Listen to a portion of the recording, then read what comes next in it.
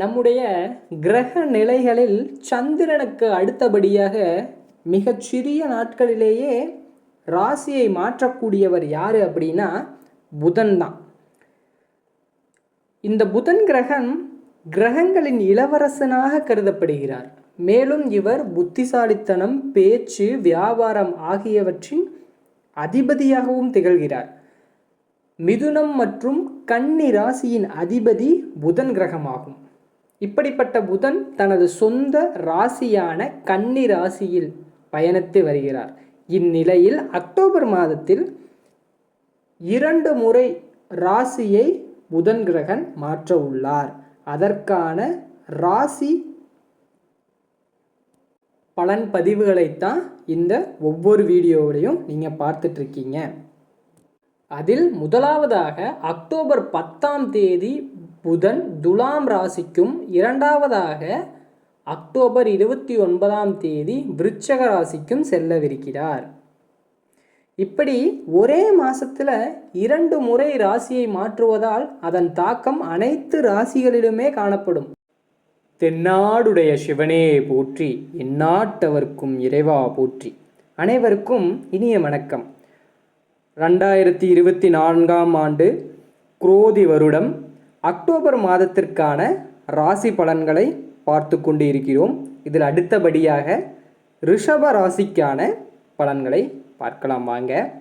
ரிஷப ராசிக்காரர்களே, அக்டோபர் மாதத்தை பொறுத்தவரையிலும், அதாவது வேலையை பொறுத்தவரை எந்த ஒரு ப்ரெஷரும் இல்லாமல், என்னது இது போன மாதமும் சரி அதுக்கு முந்தின மாதமும் சரி அதிக ப்ரெஷராக இருந்துச்சு, இவ்வளவு வேலை செஞ்சும் மேனேஜர் எதுவும் கண்டுக்க மாட்டேங்கிறாரு, அதிகமாக வேலைகள் மட்டும்தான் வந்துக்கிட்டு இருக்கு அப்படின்னு நினச்சிக்கிட்டு இருந்திருப்பீங்க.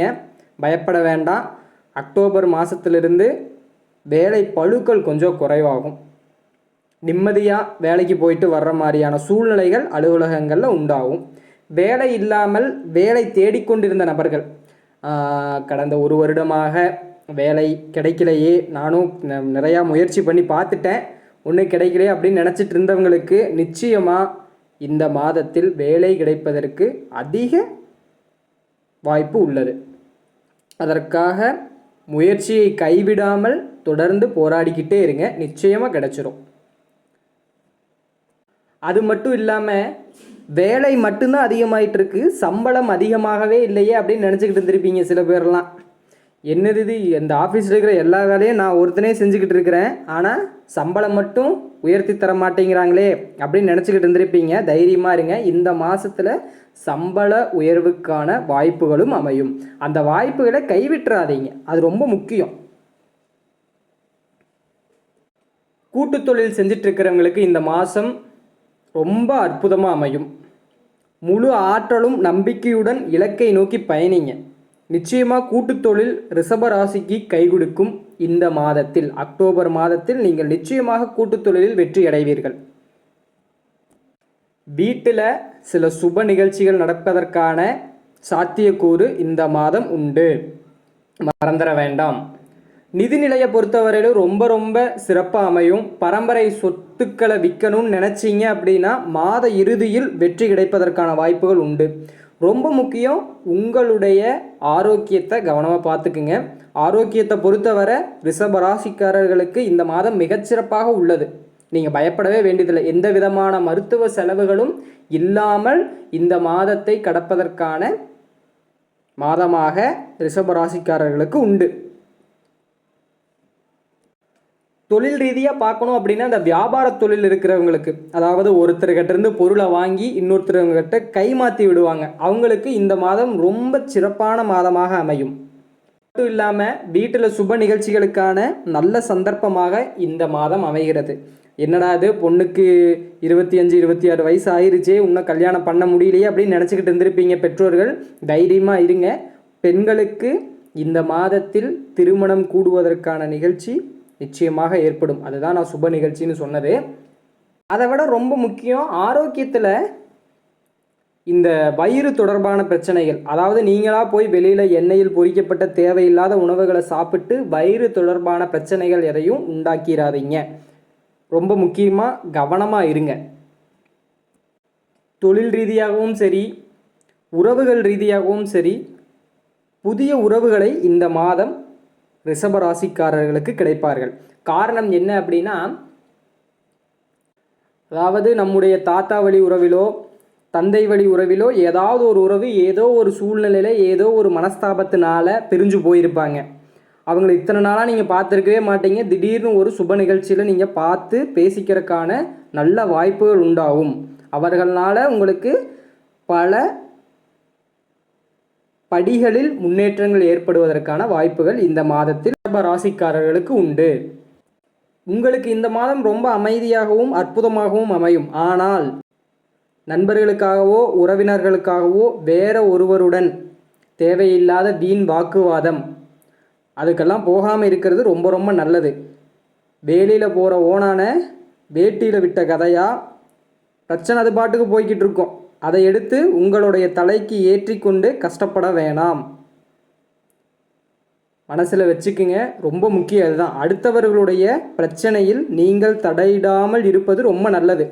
காரணம் என்னென்னா, அவங்களுக்குள்ள ஒரு சண்டையாக இருந்திருக்கும். நீங்கள் போய் நாட்டாமல் பண்ணணும் உள்ளே போவீங்க. கொஞ்ச நாளில் அவங்க 2 பேரும் சேர்ந்துருவாங்க. நீங்கள் கெட்டவனாக தள்ளி நிற்க வேண்டியதாக இருக்கும். ஸோ அதை மனசில் வச்சுக்குங்க.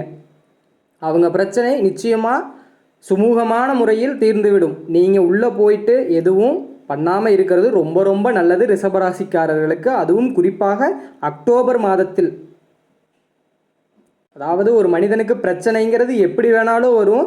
ரிஷபராசிக்கு இந்த மாதத்தில் பிரச்சனைங்கிறது உங்களாலேயே வர்றக்கான சான்ஸ் உண்டு. உங்களுக்கா பிரச்சனை தேடி வராது. நீங்களா போய் பிரச்சனையில் மாட்டிக்காதீங்க, ரொம்ப முக்கியம். ரிஷபராசிக்கான மூல மந்திரத்தை இந்த வீடியோவில் பார்த்துடலாம்.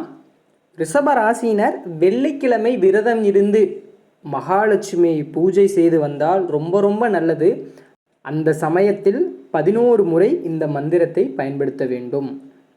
மனதளவில் மகாலட்சுமி தேவியை மனசில் நினச்சிக்கிட்டு இந்த மந்திரத்தை பயன்படுத்துங்க. தைரியமாக பயன்படுத்துங்க. மனசை நம்பிக்கையுடன் வச்சுருங்க. எப்போவுமே நம்பிக்கை மட்டும்தான் ஒரு மனுஷனை அடுத்த கட்டத்துக்கு எடுத்துகிட்டு போகும். வாங்க மந்திரத்துக்குள்ளே போகலாம்.